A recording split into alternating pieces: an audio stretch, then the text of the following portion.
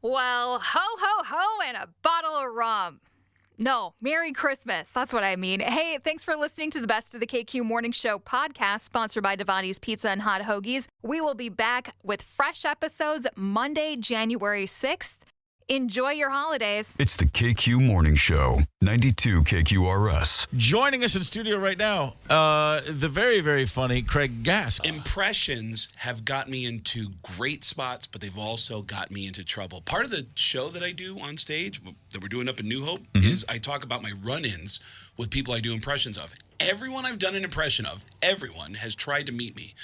And sometimes it's led to awkward moments. Yeah. I had dinner with Christopher Walken, and he hated me.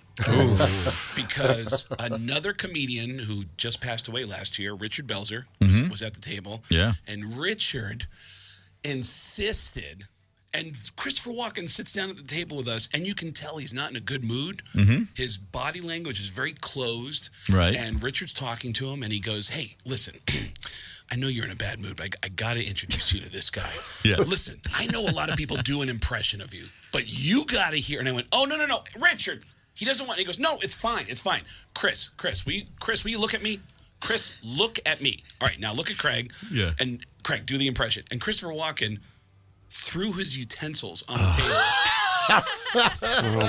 table and stared at me and said, go ahead.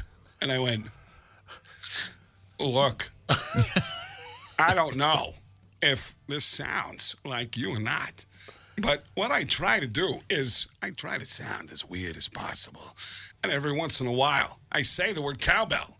Pow! And Walken just went, wow. And then he went back to his food. And then Belzer goes, hold on. Have you ever heard anybody do a Adam Sandler impression? He's making me go through all these impressions. And then finally, in the middle of like a Sam Kinison impression, Christopher Walken just goes, listen, I get it. You're talented. Good for you. And I went, I'm not doing this. He's pushing me on you. Like, it was incredibly awkward. Do you think Belzer was messing with you just a little?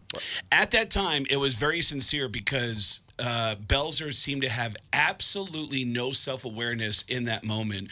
And that whole night, he was nothing but supportive of me and kept saying, hey, man, I want to include you. I want to include you. Oh, okay. And along with that line of thinking, he was like, oh, man, hey, here's a guy you do an impression of. Get over here, Chris. Watch this. And I went, oh, no. And I've seen that moment.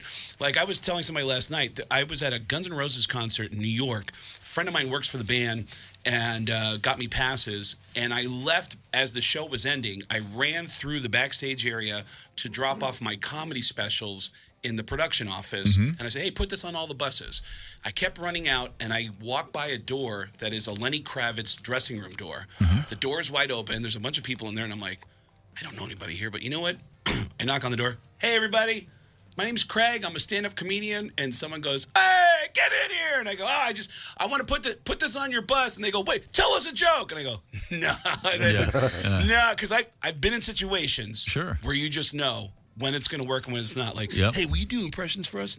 No, this is a funeral. It's not good. You know? Not good. So I go, no, I'll put the comedy on. He goes, no, tell us a joke. And I go, I don't, all right. You guys like Tracy Morgan? And it's only one person listening to me. And he goes, I love you. Hold on. Hey, shh. This guy's a comedian. Tell us a joke. But he didn't tell them this white guy is about to do a Tracy Morgan impression. I start doing a Tracy Morgan impression in a room full of black people that have not been told anything about what I'm doing. Dead silence. Yeah. And I go, a lot of calculations being made at that moment. I'm a stand-up comedian. All right, well, there's my comedy special. And I remember when I walked out, it was a stack of DVDs on the edge of a table, and there was a garbage can right next to it. And I was like, I know they're just dunking it in. Good thing about being a drummer is you don't walk into a room and people go, hey, play something. I rarely has that ever come up for me. So I can't say I can relate. Yeah, there's always that idea of like, oh, you're a comedian, tell us a joke. And you just learn how to read it. You know? Hey, let me ask you, just reminded me when you're dropping a few singers' names, And I don't mean to put you on the spot. I have a friend who does not to your level, but he's a pretty good impressionist. But he's really good at doing singers. He can't sing to save his life, but he can if he's imitating someone. Like, I mean, he has no pitch. He sings. He can't hear. But if he's singing as a singer that he imitates, he can hit the notes. Does that make sense? Yeah, absolutely. It's like it's a really bizarre thing to see somebody who, if they're singing on their own, it's like listening to him sing. It's like chewing foil. You're like, oh God, Right. stop. Yeah. But then he does oddball singer like Michael Stipe. When you think, well, how do you do Stipe? But he has the nasally thing, or he'll do Morrissey, or he'll do any number of kind of offbeat singers. But then he not only sounds just like them, but he hits every note. It's an odd thing.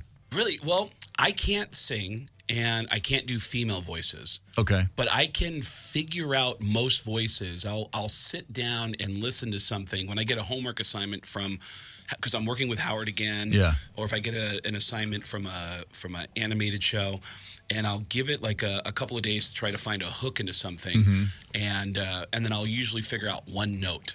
And then once I figure out that one note, I'll just repeat that note over and over again. For some reason, with Kinnison, it was just, Jesus Christ. And that's all I could do. It was like, oh, Jesus Christ. And that's all I could do. And then eventually, I started to fill in the rest of the canvas. My God, and you start figuring out how to do all the other notes and stuff. But when it comes to singers, I just can learn the variations of their tonality. Like Paul Stanley has 2 speaking voices. Yeah. In interviews, I've heard him say very softly, he has this incredible confidence, where I heard him in an interview where they said, why is Kiss so great? And he goes, the great thing about being in Kiss is a lot of bands won't even stick around for dessert, but we'll hang out for the buffet. It's like, what are you talking about? It doesn't make any sense. What? And then there's onstage Paul Stanley, where, and I'm quoting. Yeah, of course. I saw him in Las Vegas going, all right, people, now listen. Yeah. I know this town, Las Vegas, Nevada, is known for its buffets. And I can tell you right now, after this show, I see a lot of people in the front row I really want to eat. And then he started fixing his hair and I go, what the hell? I saw the same show in New York City 3 months later, and I brought a bunch of comedians with me. Steve Byrne, Jim Norton, and Jeff Ross. I bring them all to the concert, and anytime somebody who works for KISS is walking past us, I'm introducing them to the comedians, and I go, by the way, did you hear Paul in Vegas when he said he was going to eat the front row? Did you hear that when he said that? And 3 different employees said, did you hear what he said in Omaha? What? And he goes, did you hear about? Ask about Omaha. Ask somebody about what he did. And I go, all right. And apparently, on stage in Omaha, Paul Stanley said, all right, people, now listen. I know this town, Omaha, Nebraska, is known for its Angus beef. And I can tell you right now, after this show, I'm going to want to sink my teeth into some meat. And the whole crowd went, what? And apparently he came back to the microphone and said, now wait a minute, hold on. You know what I'm talking about? I'm talking about a thigh or a rump roast. Oh, my God. And the crowd went, what? There it goes. And the guitar techs behind the stage were going, what the hell is he doing up there? Like, it was just, oh. I had a ticket to go see KISS when I was a kid. It would have been my first concert, and I had a failing grade in math, and I was not allowed to go. And it was a very famous show, Evansville, Indiana, because a light guy from the truss above the stage fell out. In the middle of the show, he landed right at Paul's feet. He wasn't killed, I don't think, but he was messed up. Whoa. He just, right at the end of a song, this guy just fell. He wasn't strapped in, and he hit the stage, and 2 other crew guys run out and pick him up and get him out of the way before you know it. And Paul Stanley said on the mic, looks like someone had a little too much cold gin. Oh, they worked it into the bit. And they cut into cold gin. Dude, so that guy is fantastic. The king of bizarre segues. Yeah. If anybody saw the KISS Def Leppard tour, when it came through town, you will confirm this. He had a rap. I saw him 3 times on that tour, and he had this rap where he said, all right, people, you know what? When you turn on the TV It's bad news. Open up the newspaper.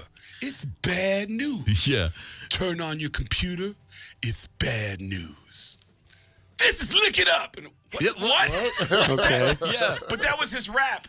Right before was Right. like, there's bad news everywhere. This is Lick It Up. You maybe another line or two like, Yeah, well, like, here's some good news. here's some good news. Maybe not. This is number 4 on all the bad news. Right. That's what that You sounds gotta like. live like you're on vacation would be a good way to go. There you go. Into Lick It Up. But I love It's the great. insanity of that.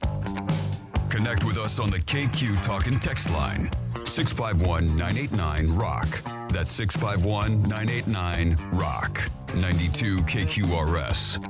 Let's talk about the great game of golf, by which I mean the horrible game of golf. Because for all of us who play, I'll never understand why we do it to ourselves. But there's nothing. When you're playing the game of golf, occasionally you'll be on the green or approaching the green, and you'll hear someone scream 4, and you turn to see a ball coming right towards you, coming your way. People tend to they get a little impatient, and they say, "Screw it, I'm just going to hit," and they'll hit up. They call it hitting into you. They hit into your group, and then they come up and they apologize. And when someone does that, my general reaction is, I say to the person, "No, I get it, man. I totally no big deal." And what I think is, I just like to take your head off. How dare you hit your golf ball? Because I have been hit with off a drive. I have been right on my shoulder blade. Really? A drive came in when I was in high school. Now, of course, I was the kid just cutting across a golf course to get to the pool. That's but, not. But I shouldn't have been there. But I mean, I know what it feels like to get a ball on the fly right into your back. It hurts. So when someone hits up into my group, it's like, oh my God, you can kill somebody like that. And what you always think is, I would love to take this guy down. And you never do, because, that would be uncivil. And I said earlier, I've never been more envious of the wrong thing in my life. A golfer in Canada. First of all, let's just start there. A Canadian golfer in British Columbia, the friendliest folk in the world. If you think Canadians are friendly, check out Canadian golfers. My God, the protocol, the politeness, it's world class. However, not so much. A gentleman in Vancouver, right outside of Vancouver, hit a ball into the group in front of him. The ball didn't hit anybody, but it rolled up in between them. And on the next tee box, he came up to apologize. He apologized to a gentleman who was kind of drunk and still kind of angry about it, and he let his driver do the talking. We have a little bit of audio. I want you to listen to this. Oh my God! What is wrong with you? Call the cops. Call the RCMP right Put the club down. We can de-escalate this, hey? De-escalate. Give me that first little impact again. Oh, my. Wasn't that good contact? I wish I could make my driver sound like this. Oh my God! That's right off the dude's head. That's a driver to the skull. Oh my God! What? There is video. The guy picks up his driver, and Paul Bunyan axe swings that thing right into another golfer's head. Wow. The head of the driver flies off. He ruins his club. Dude falls down like an oak tree. And everybody stands there. There's 6 or 7 guys in a circle, and you heard the most Canadian thing ever. We can de-escalate this, We can de-escalate this. It's Hey? incredible. Sorry. And by the way, not another punch thrown, no other violence. Yeah. The dude went down hard, but as it turns out, he's not terribly injured. But the idea of someone actually taking a driver to another man's head, we've all wanted to do it, but we never would. Mike, I'm not condoning it. I'm not saying it's a good idea, but I am saying for a split second, God, that must have felt good. Yeah, I think the closest I've come to this is the driver coming out of my buddy Eric's hand and hitting, and it wasn't a golf gal that day, maybe thankfully, I don't know why, but it was a guy driving the Golf Ranger, coming up to serve us some beer, whack, right in the forehead with his driver, but it came out of his hand. Yeah, that was some good contact there, This is here's the problem. It's been unseasonably warm also here in Canada this fall, and they're just playing golf too long. We're not meant to, here in the frosty Northlands, we're not meant to play golf this long into the season. We are getting punchy, a little chippy out there. I tell you what, man. Pardon the pun. While those two are rolling around in a tee box like Let 'em go. a couple of kids out on the playground. But Oh, my God. That's great. I know. I love it. I have hit into people twice because what happens... No problem. There's just something about the fact that nobody retaliated. Picture this, right or wrong. If I'm golfing with some friends and somebody attacks one of my friends with a golf club, again, I'm not saying it's a good idea. I can't imagine not immediately going to my bag and coming back with some blowback. It's an amazing thing to hear a guy say, "We can de-escalate this, eh?" and they're all like, "Hey, okay, calm down." I mean, credit to them. That is an adult reaction to a mindless a moment in time. But I don't know that I would have the ability to do that. No, I would have been thinking, what's that club that I can't hit? The 2. I can never hit a 2-iron off the. I'll use that one in case I break it. Oh my God! What is wrong with you? Call the cops. Back away. Call the RCP wrong with you? Put the club down. We can de-escalate this, eh? By the way, Put the call the club cops. down. Yeah, sounds a lot more dire than call the RCP. Yeah, somebody call the RCP. That sounds like you're calling someone's mom. Call the RCP. Get him over here. I can tell you right now, if I look out in the hallway during a break and Zepp or Tony or Ryder, if one of you guys, if I see someone from 93 throwing hands, I'm jumping right into the scrum. I'm not saying let's de-escalate. I'm escalating. So trust me, I got your back. Don't worry about it. I'm going to go pick a fight with Josh. I'm telling you, man. That is...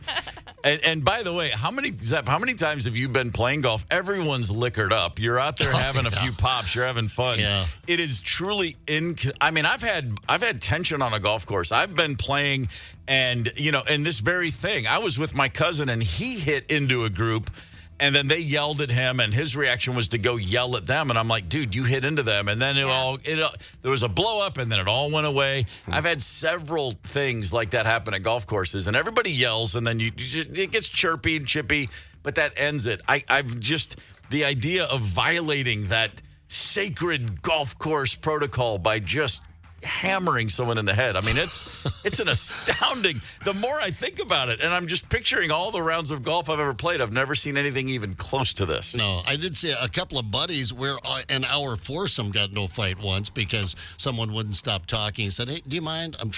Are you trying to play golf? Because we've been watching you for like a half a round here, and we didn't notice that you were actually trying to play golf." And then they kept just, giving each other the grief until they got into a fight, and we stood there and went, well, now's a good time to probably head in for a sandwich. I can't hit to save my life, and they're up there like, 150, 170 yards. I'm like, I'm never going to reach them. I couldn't possibly hit a ball out there on my best day with my best swing.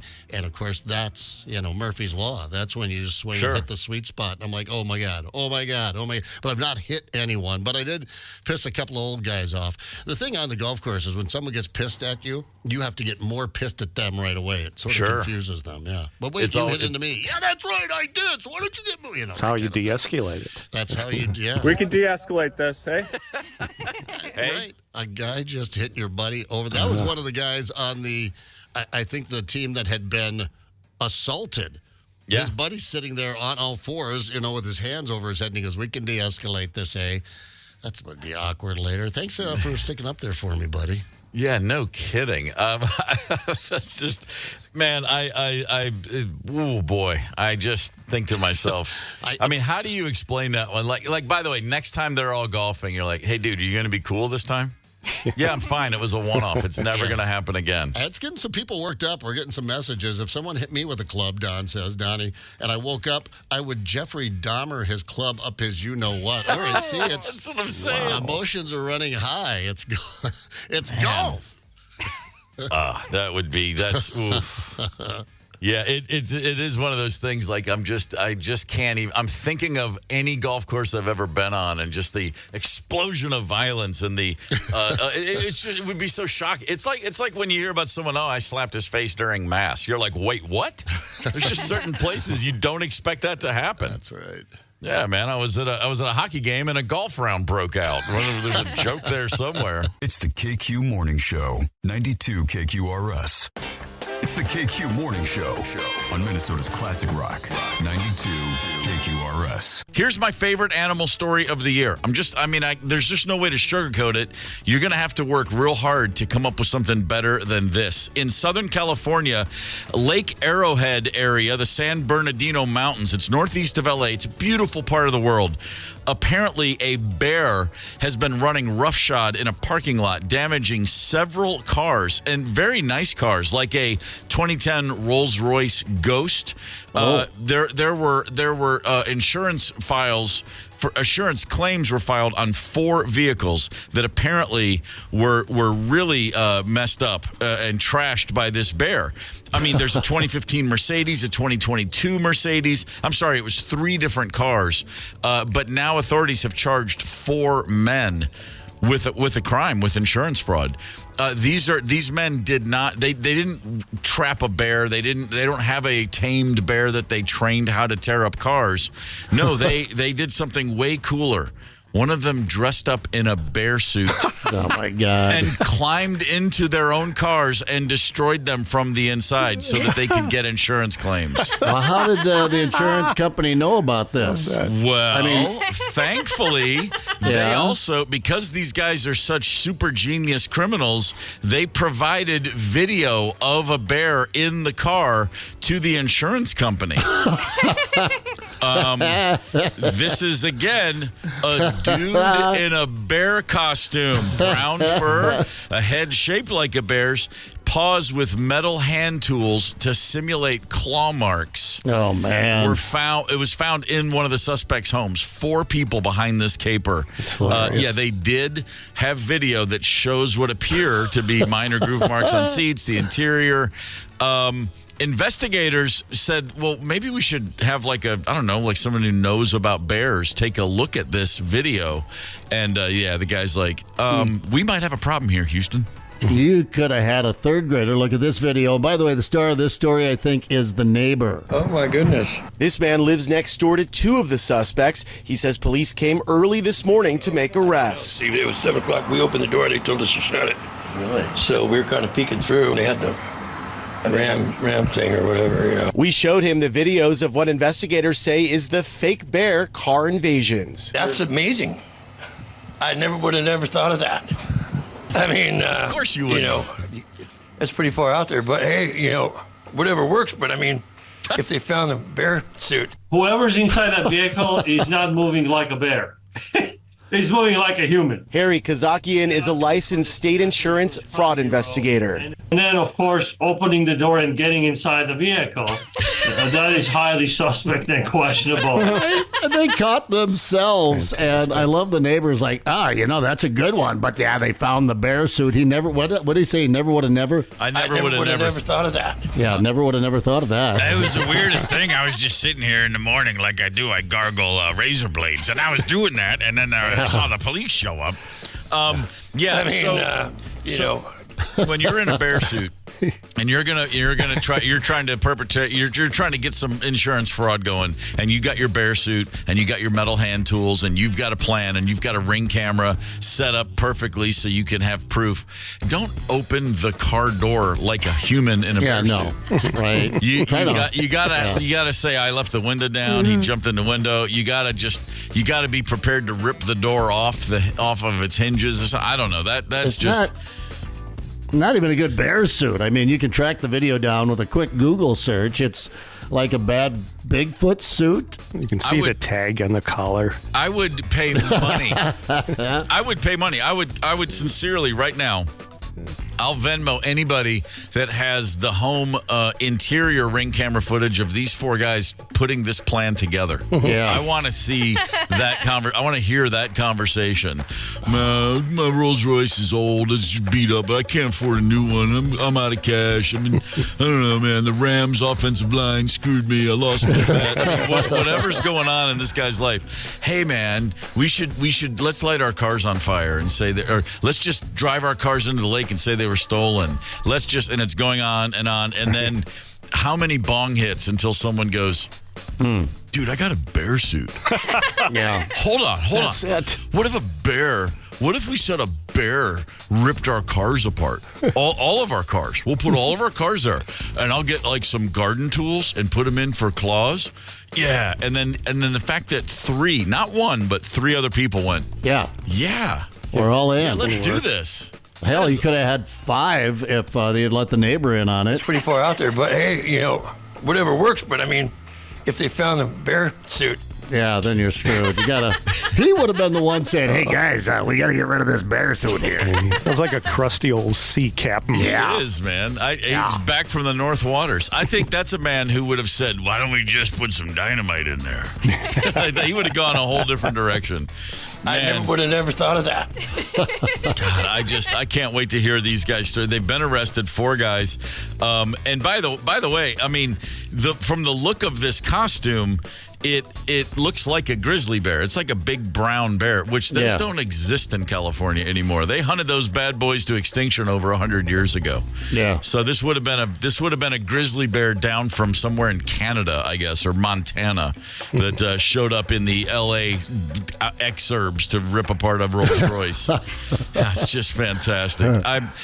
These are my favorite people: Ruben, Arat, Vahe, and Alfia. Thank you, gentlemen. All 4 of you have done us a great. By the way, this thing has been going on. The attack, if you will, this went down this year in January.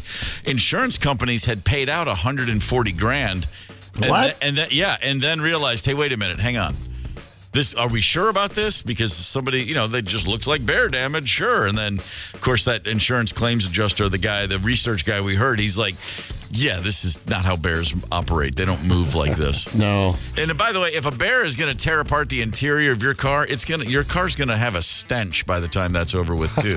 They always crap in there. That's a big thing down in Colorado. My daughter was going to school down there, and she'd send me stories in the Aspen area, the Glenwood Springs area. In 1 week, they had 4 incidents where a bear would break into someone's car. The bear would then close the door would just close, and the bear couldn't get itself out. And in every instance, they crapped in the car. Sure. Yeah.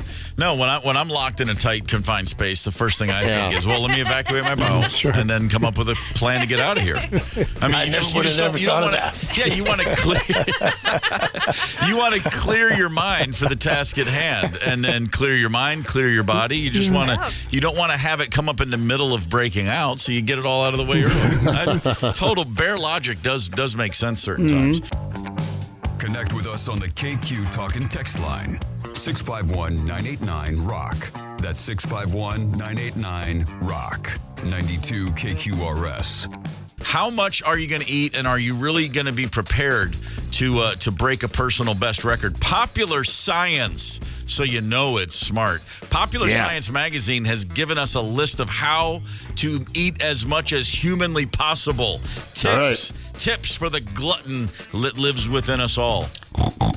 Number 1, don't skip breakfast. Right. Really? You'll eat too fast if you go in starving. So, I mean, unless it's a super early dinner, then breakfast is fine. Get a good full breakfast as long as you have 4 or 5 hours of space after breakfast before you sit down for the big meal. Yeah, so we always have our meal at 1 o'clock. It's just 1-ish. That's when we do it. Yeah, so you can have second meal at like 5 o'clock, and then of course, the late night snack. So for us in the morning, very light. Maybe that's where they get out that mom gets out that thing with the carrots and the celery and the dip, and beer, of course, beer and some celery and carrots for breakfast. That sounds. You're ready to go at 1 o'clock. Okay. Hell yeah, you are. So number 2, we go a little later, actually, now that I think about it. We're more like a 3 or 4. Get that first football game in, and then between kickoff after the first game, early in the second usually is when we're sitting down. All right. Number 2, go for a brisk walk right before you eat. It'll stimulate your appetite, and it will help you to digest any food that's still in your stomach. That's not going to happen. Well, that's why they have the football, right? We go outside. That's why we go outside and play football before dinner. Start whipping it around, or after, but that's a good point. Yeah, the brisk walk, though. I you know what? As it's getting closer, and as the smells are just infusing every bit of my DNA, the last thing I want to do is leave the house and take a walk. No, you're going to have the fart walk later. We learned all about the fart walk. That's just called taking a walk, isn't it? Yeah. Number 3. take a few deep breaths before you start eating. It's easier to pack a lot of food in when you're relaxed, so some deep breathing should help. So while everyone else closes their eyes and someone's saying grace, just that's when you get your deep breathing in. Heavy breathing? Or go out to the garage and just do a couple of, big hits off a joint or a oneie.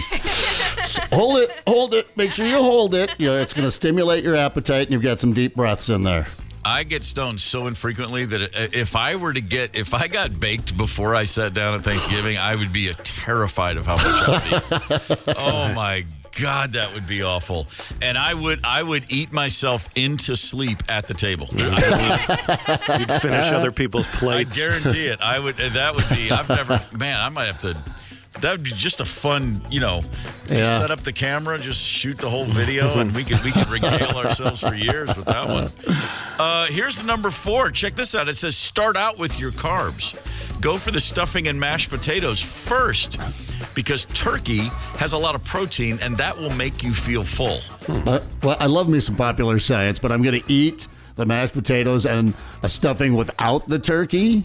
It just says get some of those big bites in first. Yeah, right. Lay down the base. Lay down a Strongs. Yeah. It's like the primer, on the wall before the paint. Mashed potatoes also don't require a lot of chewing, and chewing, but a lot of chewing will trick your brain into thinking you're fuller than you actually are. Yeah. I got beat up so bad in a fight once that I couldn't open my jaw. All I could eat was mashed potatoes for 3 days. Oof. Yeah, no chewing. Yeah, it was fun. My brother Dave broke his jaw freshman year of college. When this happened, he was 6'6" and weighed 160 pounds.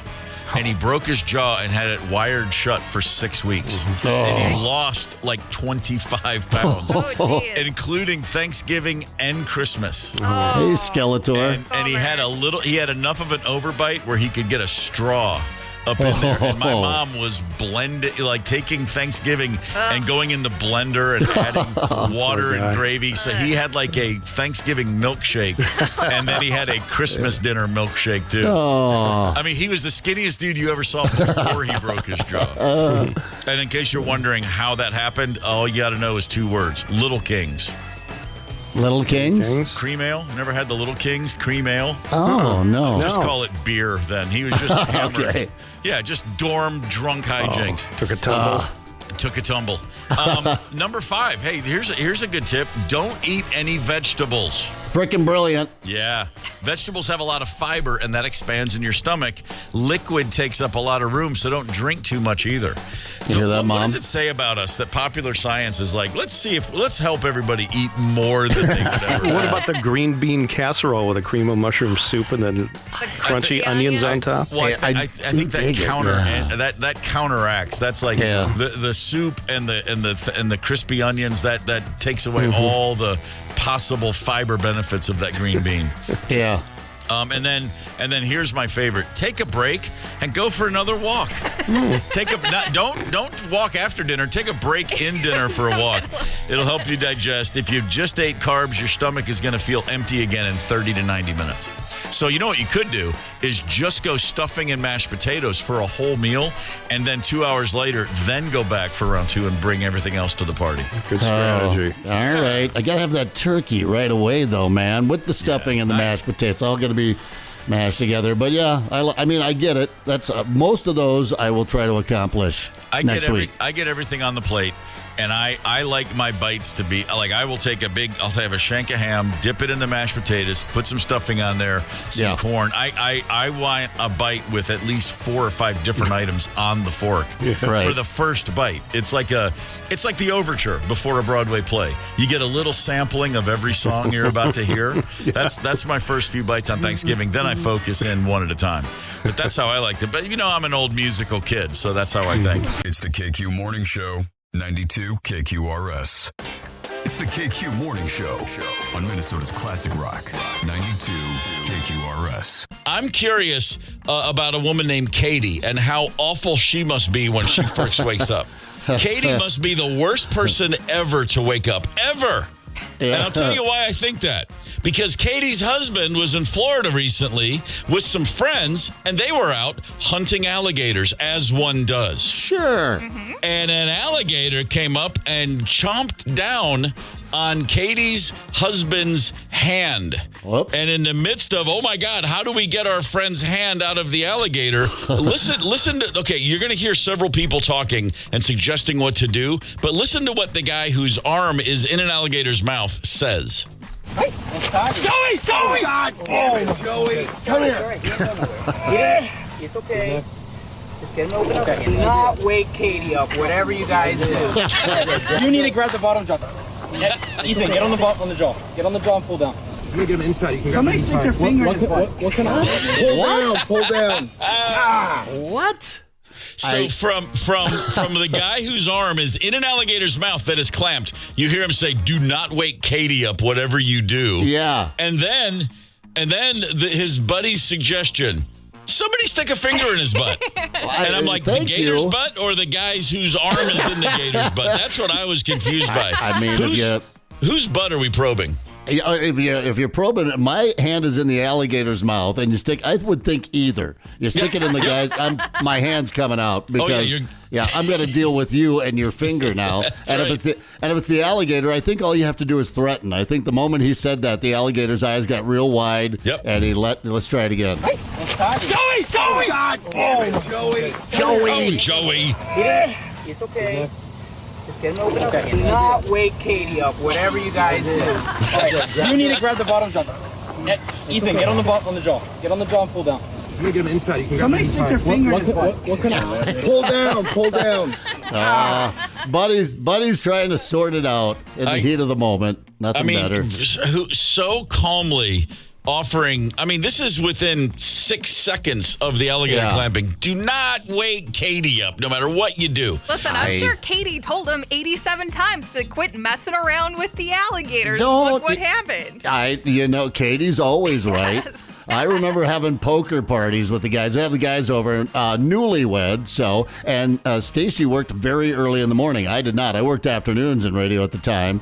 And so it was Don't Wake Stacy was the name of our game during the poker game. And I don't know if you remember in Tommy Boy, the beginning of the movie where Chris Farley passes out onto the coffee table and just smashes the glass coffee table. Sure. Yeah, Lloyd Brotherton did that before I think the movie was even released and woke Stacy up. It came down to glass shards everywhere. And don't wake the wife. That's a game. And then when you have kids, it's don't wake daddy while he takes his nap. But early in the marriage, don't wake the wife. I got to hear that audio one more time. That's great. Joey!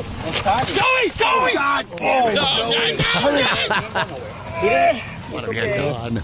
Just get him open up. Do not wake Katie up, whatever you guys do. You need to grab the bottom jaw.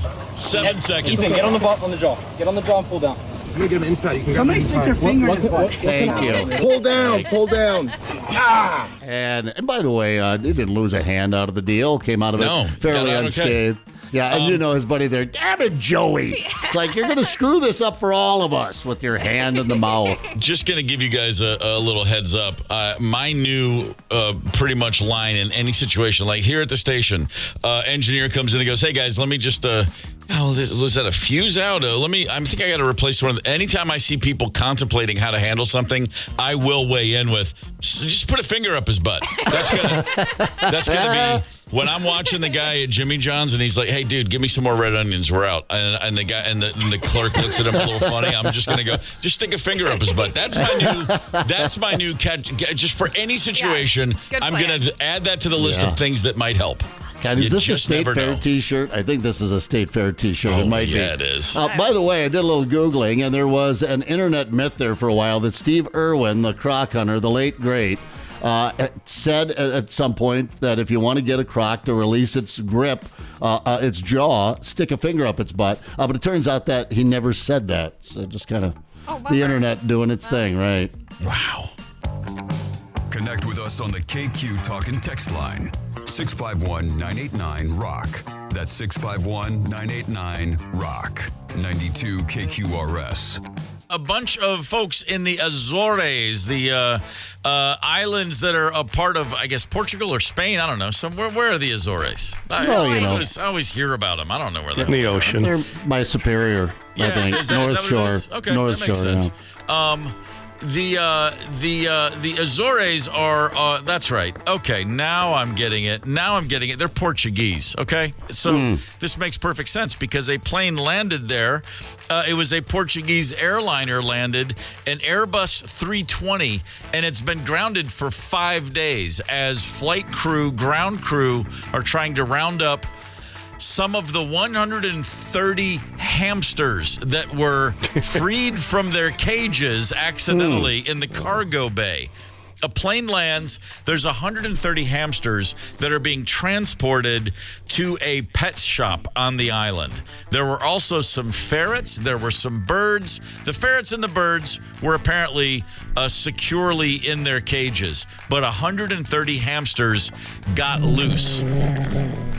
This is terribly problematic for airplanes because these little razor sharp teeth rodents, hamsters, they love to chew through wiring.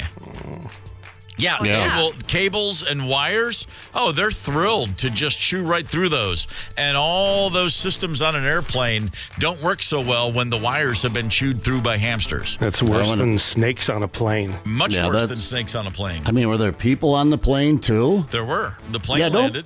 Don't put me on a freaking plane with 120 hamsters. Don't you think that when you get on a commercial flight, you should be able to see the manifest for what's being shipped below you? Yeah. I mean, I kind of never thought about it, but now I'm like, yeah, you don't know what's in all those packages going on the plane. You're just thinking, I can't wait to see Aunt Dolores. And next thing you know, you're on a plane with 130 hamsters. The hell? Yeah. How about a little transparency here? I don't like it. The 130, there are still, as of last count, a little over a dozen that they've not recovered yet because, of course, they're hamsters. They can hide. This sounds to me like a real simple solution. Just go grab some snakes, maybe some birds of prey. Right. Grab a good old fashioned Eurasian badger. Just anybody that wants to eat a hamster. Let them loose on that plane for a couple days, and the problem's taken care of. Some of those gerbilizing freaks that like to do that. You know what?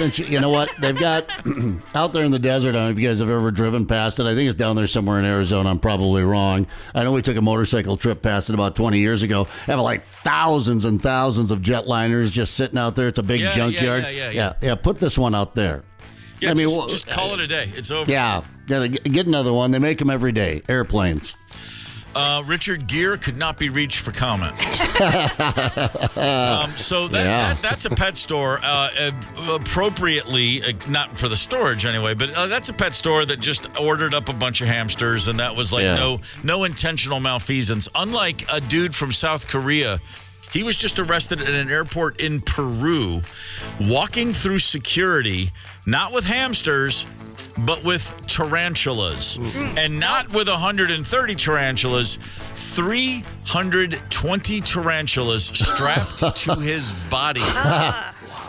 Those are big. Tarantulas are kind of big. Well, 285 of these tarantulas were babies. They were packed in plastic tubes. But there were 35 full-grown tarantulas described as being the size of a human hand. He had them stuffed in bags and belted around his torso. Security flagged him when they noticed his stomach seemed abnormally swollen. Yeah. Oh, by the way, 320 tarantulas. He also had 110 centipedes and 9 bullet ants. Bullet ants are known for having the most painful sting of any insect in the insect kingdom. Now I want to be on the gerbil plane. Yeah, doesn't it? My God. Where are you going, bud? And why? The security said they believe that this guy poached them all from the Amazon. He had every intention of reselling them overseas. He was on his way back to South Korea with a layover in France. So you're in South America, you're flying to South Korea, and you're going to avoid the Pacific Ocean, but instead go over to France. Okay, sure. I'm sure it makes sense. I just got to look at a globe, apparently.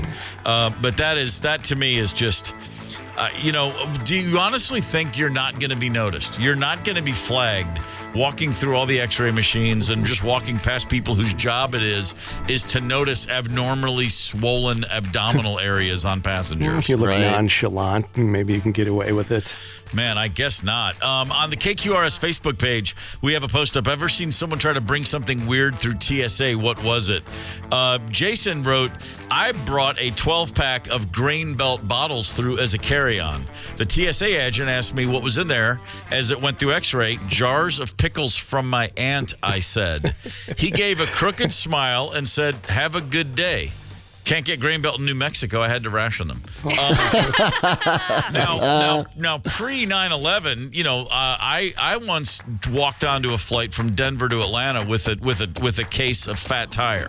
Okay. The first time mid 90s, I had a Fat Tire beer for the first time, and I was like, oh my God, I've been reborn, and I'm leaving town. And I bought a case of it and just walked on the plane with it, like put it in the overhead bin. You could just do that back then. The good old days. The good old days. Yeah, we had a gal here, a Minnesota mom, who called up and was outraged and really bummed because she was flying to California to see her son. Thanksgiving, how appropriate, that's coming up. And they confiscated her frozen turkey that she had stuffed in her husband's bowling bag. Oh, come on. Yeah, she said it would have been thawed by the time she got there. She could have popped it into the oven, but yeah, they wouldn't let her board with her frozen turkey shoved in. I'm sure the husband was like, what the hell are you using my bowling bag for? Frozen turkey, yeah. So I don't know what they did. They had to order Chinese when she got to California, I guess. Another post on the Facebook page from Sarah. I flew with my iguana hidden under my sweatshirt. Why, Sarah? She wrote, Why? many years ago, mind you. So, did you clip the nails? At least tell me that thing didn't just rip you apart while it was flying. Well, we know what Sarah doesn't have. A wedding ring. Wow. I mean, true. Yeah, that's only funny because it's true. Tim wrote, a bag of dope was dropped in front of us in the line at customs heading to Mexico. I was going through security check on a layover in St. Louis once with my few of my bandmates. And we had flown in from Europe. We're in St. Louis connecting. And I heard, I'm rechecking bags to get on our flight back to Atlanta. And then I hear from the line next to me, my bass player is talking, and the guy says, what's in the jar there? And Johnny says, it's Tylenol. Like, he's got a jar of Tylenol in his bag. And the guy opens it, and he pours it out, and it's like 11 different types of pills in the Tylenol bottle.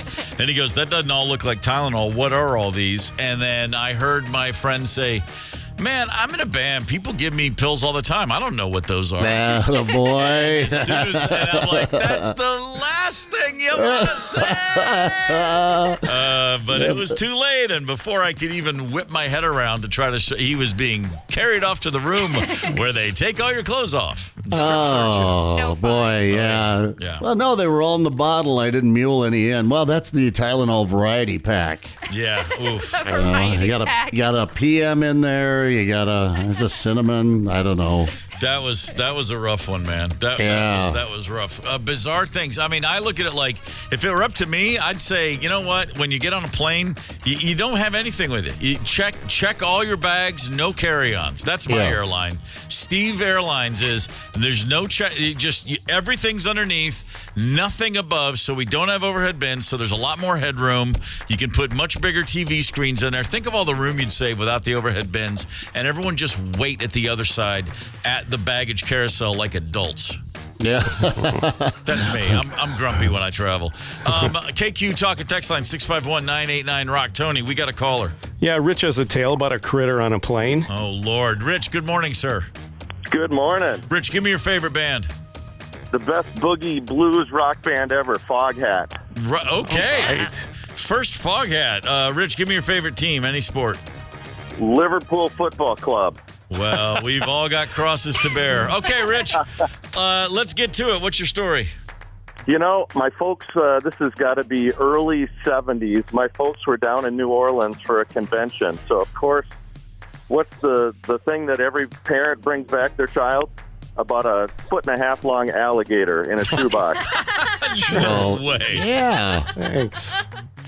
So just, I had him in an aquarium for about, 2 months, and then he got a little big, but then he died. So You got a nice wristwatch band out of it? Yeah. I did not make any luggage or any of that, but yeah, he had a nice burial in the backyard. Man, fair enough.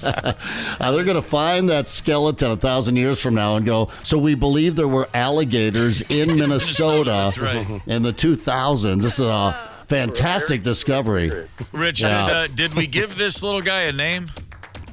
Timmy. Timmy the gator. No, not your kid.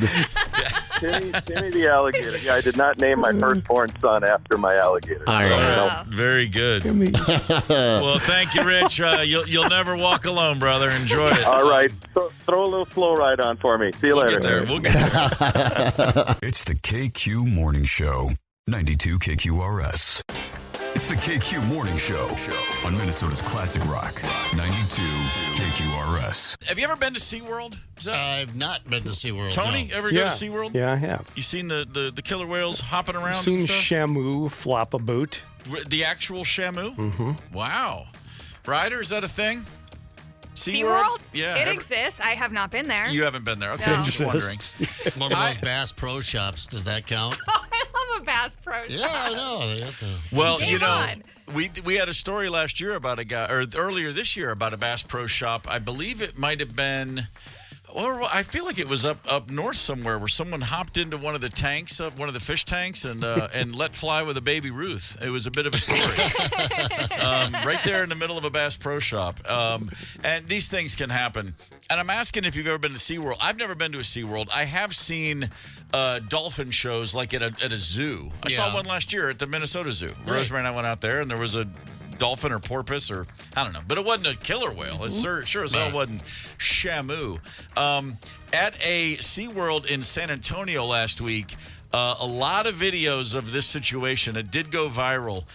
You got the two killer whales in the giant tank, and they're jumping around, and they're making their noise, and they're, grabbing balls out of the air, and they're doing what killer whales do when they're, held against their will for their whole lives for decades and taught to do this sort of thing. when they're severely depressed. And occasionally they do get back, if you will, because the killer whales understand, if you guys stop buying tickets, then they won't make us do this anymore. So now they've decided, screw the handlers and trainers. Let's take it out on the people.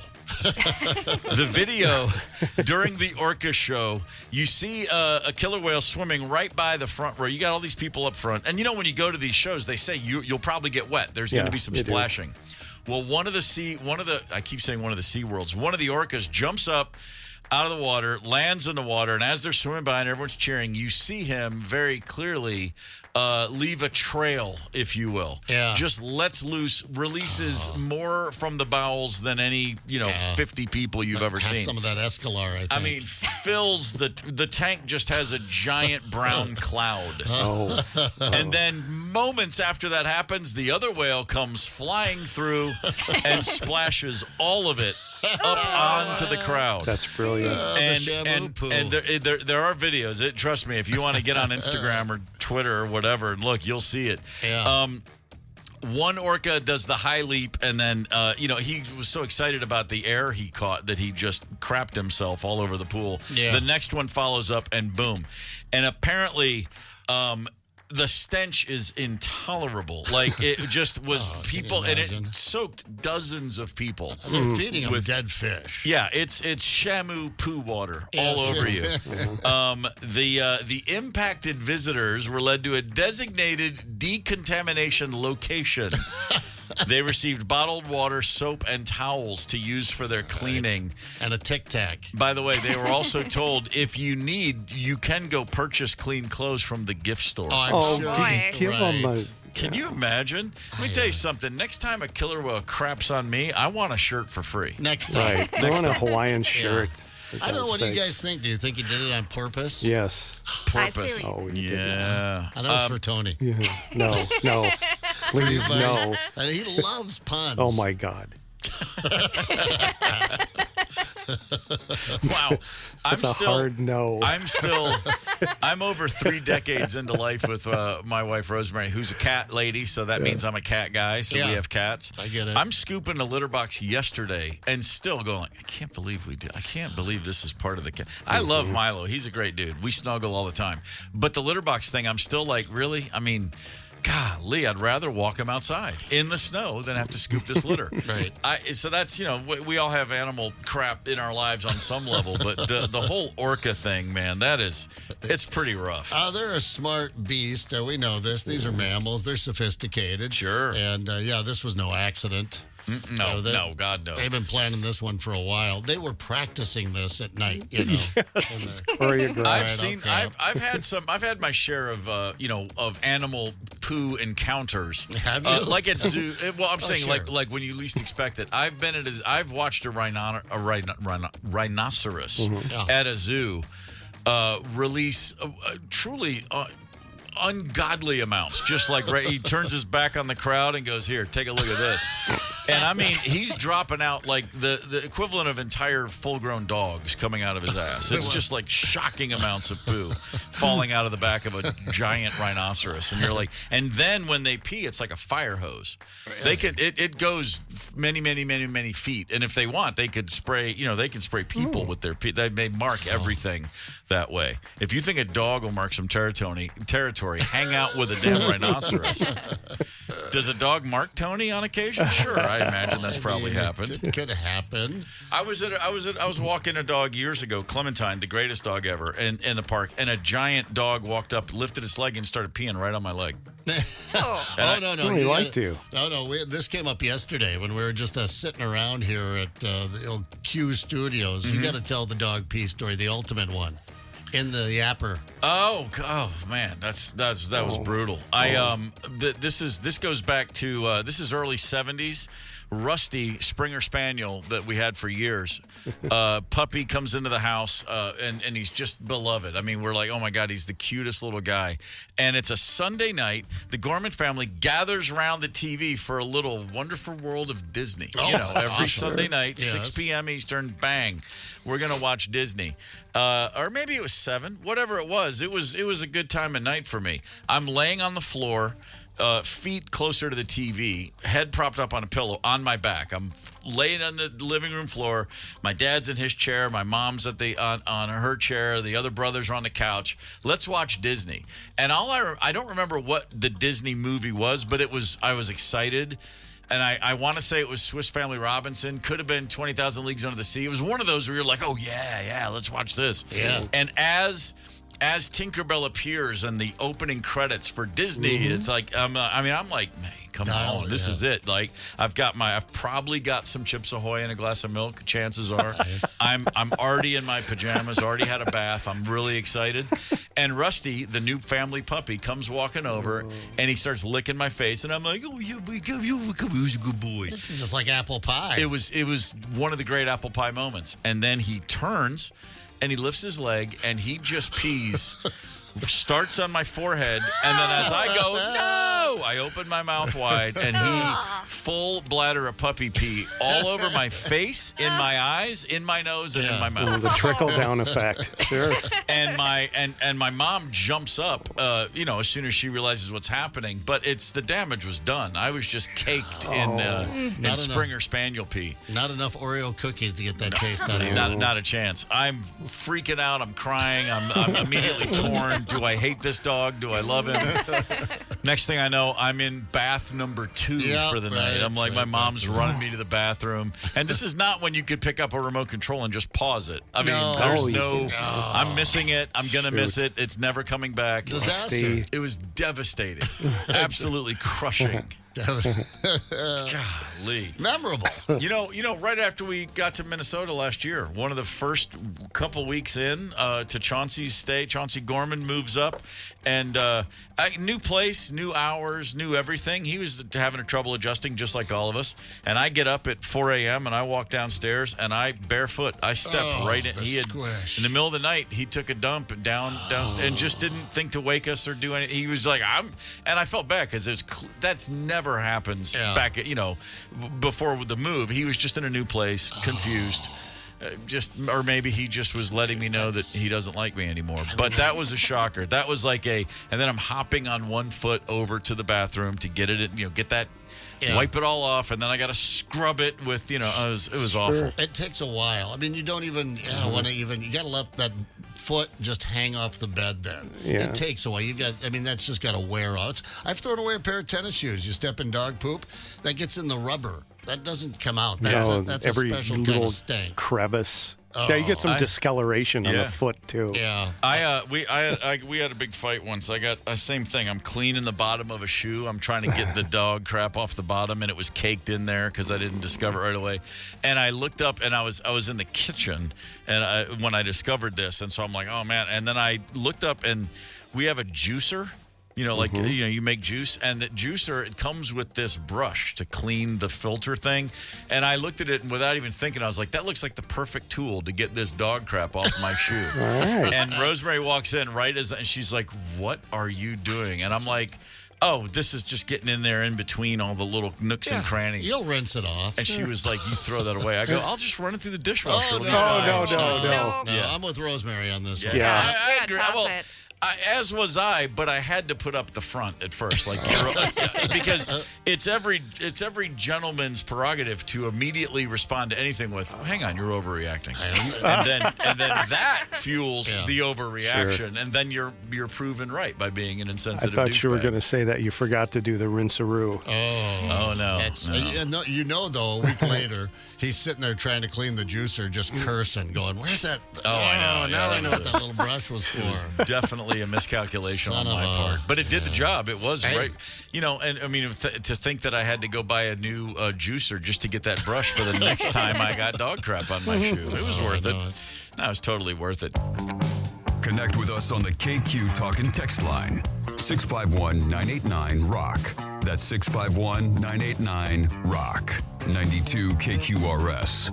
They just crossed the 6-year mark of an uncaptured piss bandit tormenting homeowners in Pasadena, California. Yeah. Fun fact about Pasadena, you got to have some cash to live in some of the neighborhoods in Pasadena. It's very upscale. And in one of the more upscale neighborhoods, a dude has been coming out at night. He has a mask, he wears latex gloves, and he regularly leaves bottles of urine around the neighborhood. He arranges them on a utility box and then vanishes into the night. He puts them throughout utility boxes. Like, you'll wake up, you're walking the dog in the morning, and you look at that light pole and you see that box and you're like, huh. Or you look at the utilities, the box on your house, and what is that jar? Oh yeah, it's soda bottles, juice cartons, and sometimes gallon jugs filled with yellow liquid, and there's crude drawings accompanying notes that say human urine, and sometimes he'll write HIV positive. Hey, mister, that's not funny.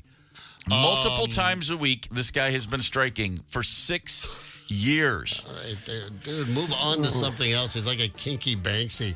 Yeah, that's just, all right. Kinky Banksy, that's a good band name. Kinky Banksy. What? Move on. I mean, all right, so good for you.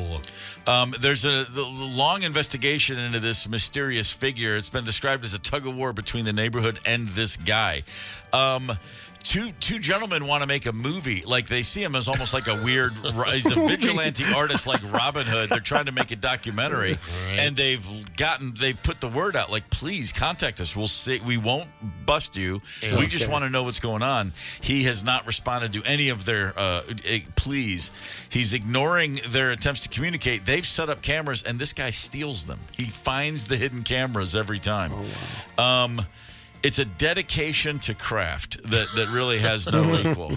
I mean, it's let this be a lesson to this generation that you can make a difference. I'm just thinking of all those truckers out there whipping their urine bombs into the median. Yeah. Sure. Artists on the move. One of the filmmakers said his dedication to his craft is what has intrigued us. We want to know why, but we've realized he doesn't want to tell us why. And then finally summed it up with, sometimes you just have to let an artist pee. I like the neighbor that threatened, if I catch you leaving your piss here, I'll make you drink every last drop. Oh, this is, got in the neighborhood. How can this guy elude capture for 6 years? This is why they make BB guns, first of all. Right? I mean, wouldn't you, if this was happening in your neighborhood, wouldn't you just get up on your roof, lay down, stay low, and just pull a few all-nighters and just wait? Yeah, but rich people don't do that. Yeah, they don't. Yeah. This wouldn't happen in our neighborhood. You're right. We'd be out there in the duck blind all night waiting for 'em. Fantastic. Get the KQ Morning Show podcast wherever you listen. 92 KQRS. Well, ho, ho, ho, and a bottle of rum. No, Merry Christmas. That's what I mean. Hey, thanks for listening to the Best of the KQ Morning Show podcast, sponsored by Devani's Pizza and Hot Hoagies. We will be back with fresh episodes Monday, January 6th. Enjoy your holidays.